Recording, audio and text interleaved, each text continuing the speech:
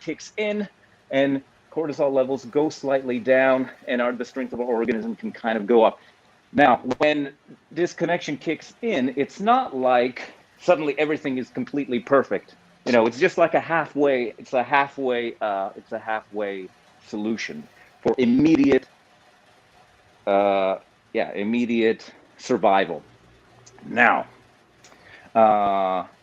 so maybe the baby who's crying and the levels of cortisol go up, the body realizes, oh, we've got too much cortisol, and it starts shutting off parts of the brain.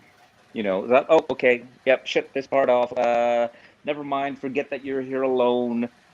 Okay, so helps in the moment, but what is the cost? The adaptation is our friend in the moment, but as Dr. Gabor-Mate says, the adaptation in the long term leads to severe costs of learning. Our ability to learn drops, our health drops, we're more prone to chronic illnesses, and of course relationships also suffer from these. So the adaptation helps in the short term, but leads to external expression. I call them external expressions. And let me see, I'll have to move this just slightly. So we'll start again. Compassion connection drops, cortisol starts going down, strength of organism goes, cortisol goes up, strength of organism goes down, adaptation has to kick in, shuts off brain function, et cetera, we don't want to see, we don't want to feel. And what is dropping on, as the disconnection turns on, what's dropping at that very end? The external expression, what drops due to that adaptation. Sensitivity drops, intelligence drops, and our ability to react adequately drops.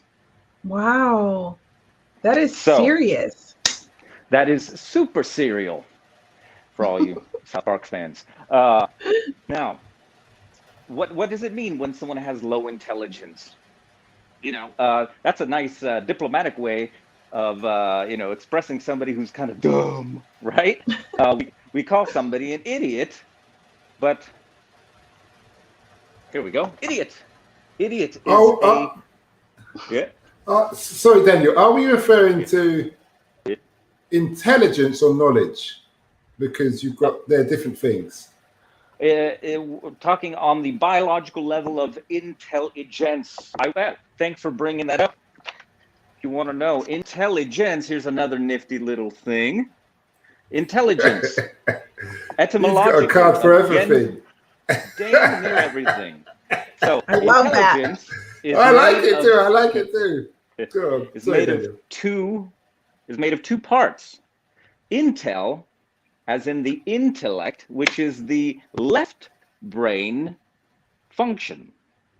Gense, the generative, caring, intuitive, motherly, creative.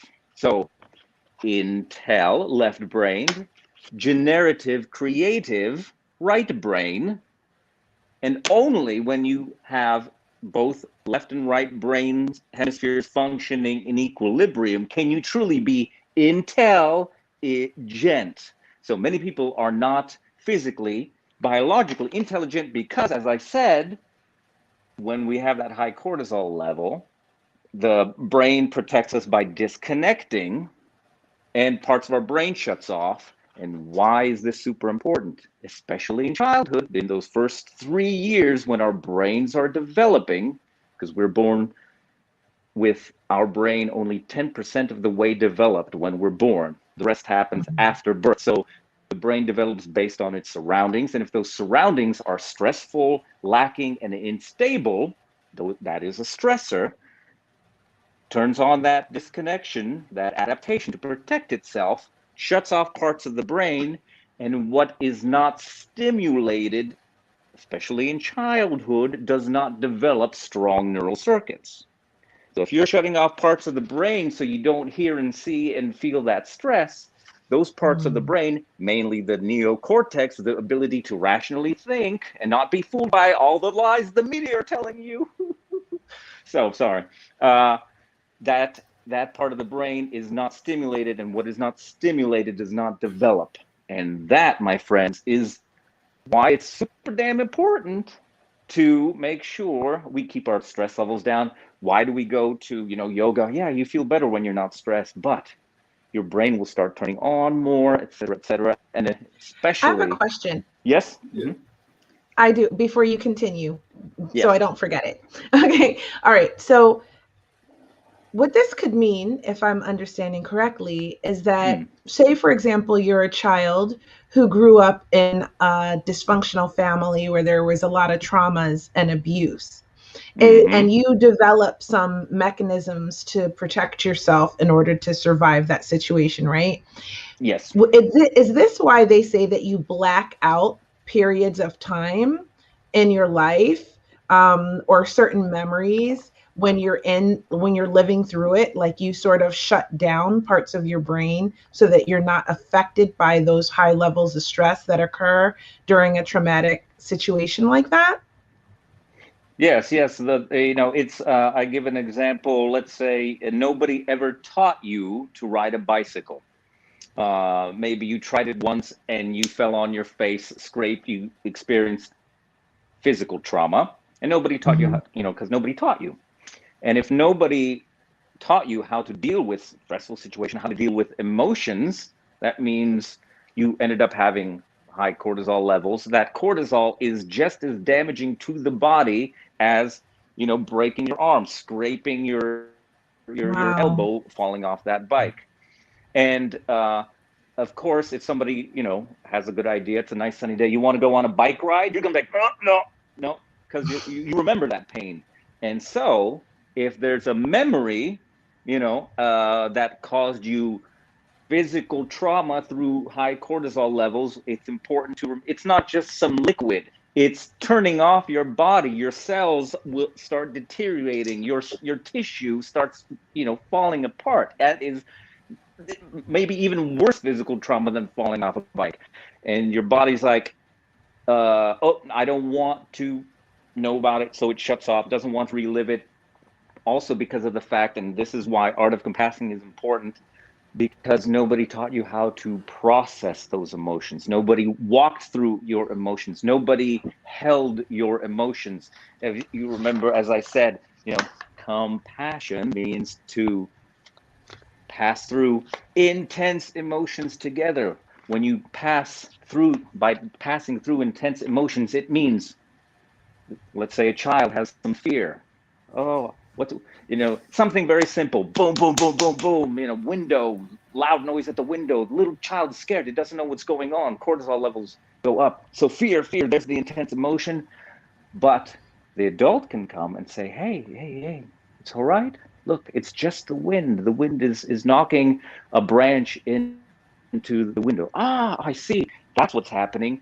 My fear was related to that. Now I understand where it comes from. You're educated about it, passing through. So uh, when we don't have somebody to teach us about our emotions, and this was a very logical one, the window, but there's a lot of gentle little fears and gentle little, let's say, envious feelings or love and hate towards younger siblings. When a child is born and has, you're a firstborn child, you have all that love and attention from your parents, and then next kid is born and you love the kid, it's your little brother, but at the same time you're afraid you're going to lose that attention because you're going to get compromised on that connection from your parents. So there's all these little gentle emotions that we need to understand and learn how to process emotions, to work with it, to, just like riding a bike, there's things you need to know, and working with emotions is just as important.